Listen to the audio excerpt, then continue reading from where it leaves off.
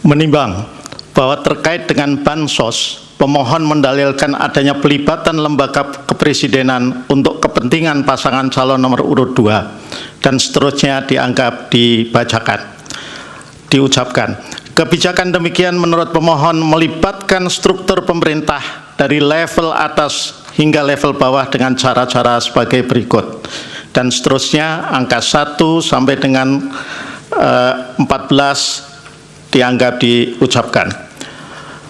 Pemohon mengajukan bukti P41, bukti P55, dan seterusnya dianggap diucapkan, serta ahli Fit Adrison, Faisal Basri, dan Antoni Budiawan.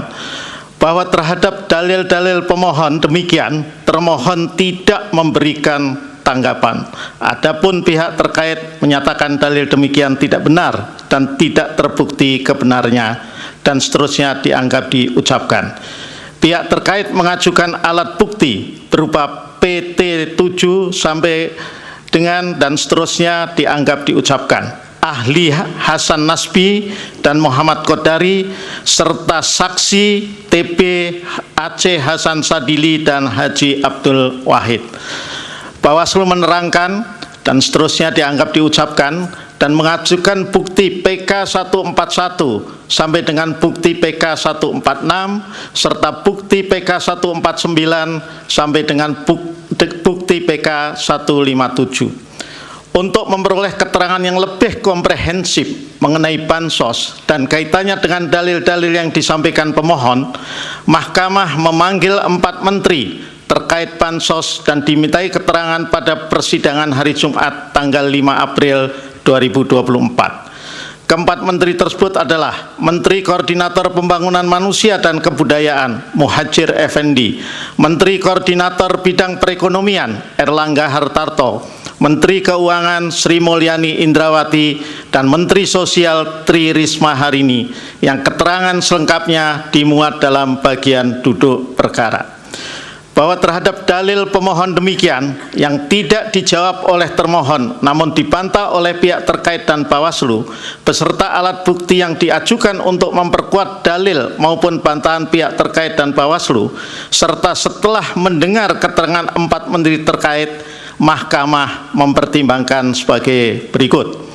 Bahwa setelah Mahkamah mencermati secara saksama keterangan para pihak, termasuk keterangan para menteri serta dokumen yang diserahkan sebagai data dan atau alat bukti pendukung, Mahkamah menemukan fakta hukum bahwa program bansos yang merupakan bagian dari program perlindungan sosial Perlinsos telah diatur dalam Undang-Undang APBN tahun anggaran 2024, khususnya Pasal 8 ayat 2 huruf A dan penjelasannya, serta Pasal 20 ayat 1 huruf A beserta penjelasannya. Bunyi pasal selengkapnya dianggap diucapkan. Bahwa Undang-Undang APBN tahun anggaran 2024 sebagaimana diterangkan oleh Menteri Keuangan, perencanaannya telah dimulai sejak Januari 2023, yang kemudian mendapatkan persetujuan bersama antara DPR dengan pemerintah dalam rapat paripurna DPR tanggal 21 September 2023. Vide keterangan Menteri Keuangan Sri Mulyani Indrawati, saksi TPH Aceh Hasan Sadili, saksi Haji Abdul Wahid, dan bukti PT7 sampai dengan bukti PT12B.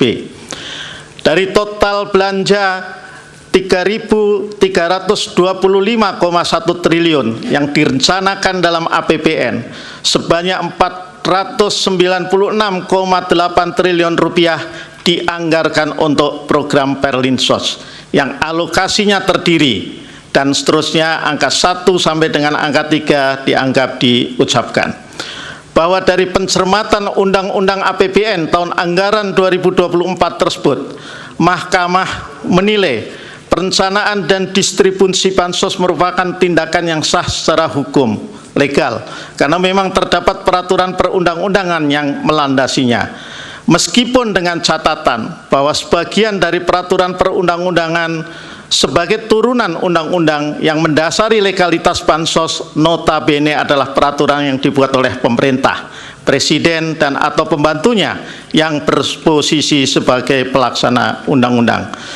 Bahwa notulasi rapat pembahasan dan keterangan Menteri terkait pembahasan program Bansos sebagai bagian dari program Perlinsos menunjukkan bahwa program yang dirancang Presiden demikian telah mendapatkan persetujuan DPR sebagai wakil rakyat, sebagaimana prosedurnya diatur dalam pasal 23 ayat 2 Yungto ayat 1 Undang-Undang Dasar 1945. Mengenai adanya kecurigaan bahwa terdapat intensi tertentu dalam penyusunan program Perlinsos, Mahkamah tidak dapat mengetahui intensi /niat lain di luar tujuan penyaluran dana Perlinsos sebagaimana yang disampaikan para menteri dalam persidangan, khususnya Menteri Keuangan. Dalam persidangan, Mahkamah juga tidak mendapatkan bukti yang meyakinkan kebenaran dalil pemohon akuo bahwa ada intensi lain selain yang telah ditegaskan oleh Mahkamah tersebut di atas. Terlebih lagi, hal tersebut menyangkut implementasi norma undang-undang, inkasu undang-undang APBN, dan peraturan perundang-undangan yang terkait. Dengan demikian, jika terjadi penyalahgunaan anggaran terkait dengan penyaluran dana Perlinsos, maka menjadi ranah lembaga penegak hukum untuk menindaklanjutinya. Bahwa lebih lanjut dalam kaitannya dengan jangka waktu pelaksanaan program Perlinsos dari perspektif kebijakan publik, penentuan jangka waktu demikian terkait erat dengan tujuan Perlinsos, apakah untuk antisipasi bencana atau untuk mitigasi dampak bencana. Apabila ditujukan sebagai antisipasi, maka sudah pada tempatnya Perlinsos dilaksanakan sebelum terjadinya suatu bencana alam atau pra-peristiwa. Sementara jika bertujuan sebagai mitigasi, maka pelaksanaan Perlinsos dilakukan setelah terjadinya peristiwa atau pasca peristiwa. Dengan demikian, menurut Mahkamah, program Perlinsos memang dapat dan lazim dilakukan sebelum maupun setelah suatu bencana. Bahwa sama halnya dengan intensi perencanaan Perlinsos, Mahkamah pun tidak dapat mengetahui intensi di balik penentuan jangka waktu antisipasi maupun mitigasi tersebut. Instrumen hukum acara di Mahkamah Konstitusi, khususnya hukum acara PHPU, senyatanya tidak memberikan cukup ruang, waktu, serta alat atau sarana untuk mendalami maupun menyelidiki intensi pembuatan suatu kebijakan publik. Bahwa oleh karena itu, terkait dengan penggunaan anggaran atau realisasi APBN terkait dengan Perlinsos atau yang lain, penting bagi Mahkamah untuk menegaskan hal demikian. 1.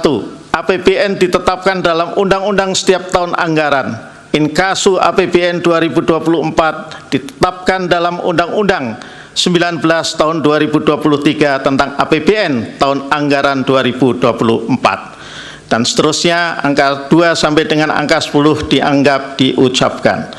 Bahwa berdasarkan hal-hal tersebut di atas, penggunaan anggaran Perlinsos, khususnya anggaran Bansos, menurut Mahkamah tidak terdapat kejanggalan atau pelanggaran peraturan sebagaimana yang didalilkan oleh pemohon, karena pelaksanaan anggaran telah diatur secara jelas, mulai dari perencanaan, penganggaran, pelaksanaan, dan pertanggungjawaban, termasuk pelaksanaan anggaran Bansos yang disalurkan secara sekaligus, rapel, dan yang langsung disalurkan oleh Presiden dan Menteri. Bidang ekonomi, matematika, dan statistika dapat dikembangkan dan dipertajam reliabilitas serta validitasnya, sehingga metode semacam itu kelak layak untuk dipergunakan sebagai alat bukti utama dalam peradilan, sebagaimana metode kedokteran dan fisika yang banyak berperan dalam scientific crime investigation dan peradilan pidana pada umumnya.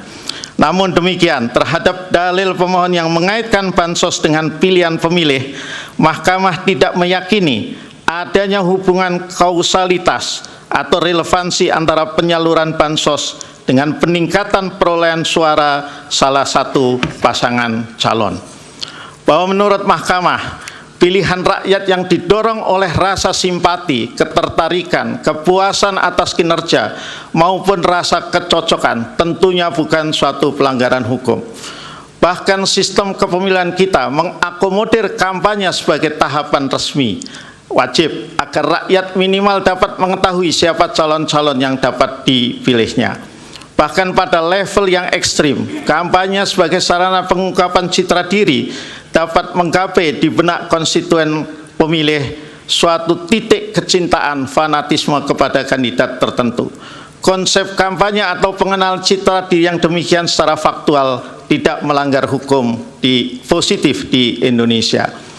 Bahwa dalam pendekatan doktriner, terutama terkait dengan ilmu politik, terutama terkait psikologi massa, tidak dapat disangkal adanya kaitan korelasi positif antara dukungan endorsement terang-terangan maupun tertutup dari seorang public figure terhadap kontestan peserta pemilu.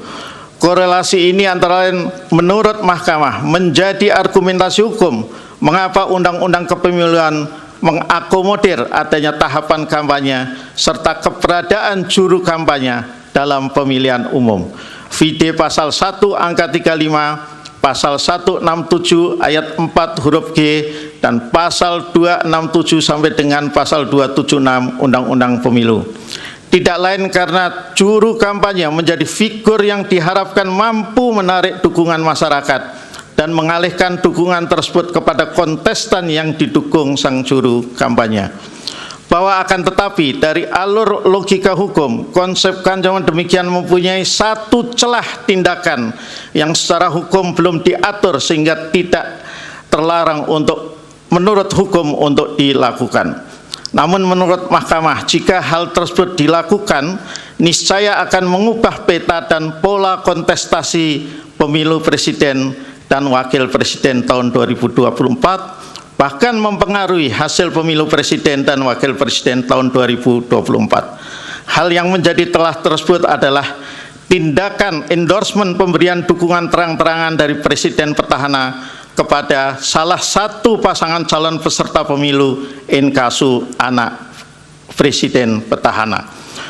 Bahwa pemilu sebagai sebuah kontestasi demokratis pada dasarnya memang bukan suatu kompetisi yang sepenuhnya seimbang, extremely fair.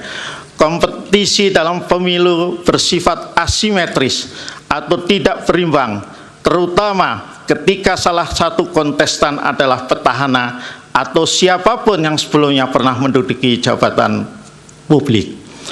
Bahwa selama masa jabatannya, seorang petahana pasti mempunyai track record tertentu yang diketahui, disimpan, lalu dipergunakan oleh rakyat pemilih sebagai bahan pertimbangan atau rasionalisasi pilihan mereka di bilik suara.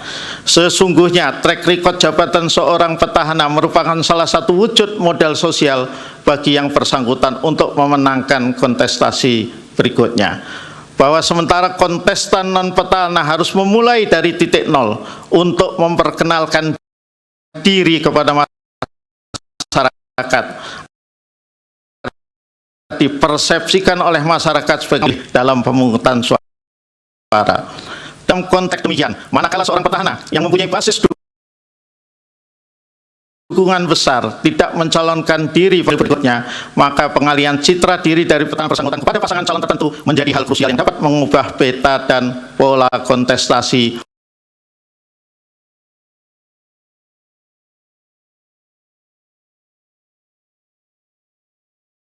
bahkan mengaruhi hasil pemilu. Bahwa hal demikian pada praktiknya sama seperti seorang yang melakukan tindaknya berusaha melekatkan citra diri sang juru kampanye kepada kandidat kontestan yang didukungnya, sehingga masyarakat penyuka penggemar juru kampanye memberikan suaranya kepada kandidat yang didukung juru kampanye.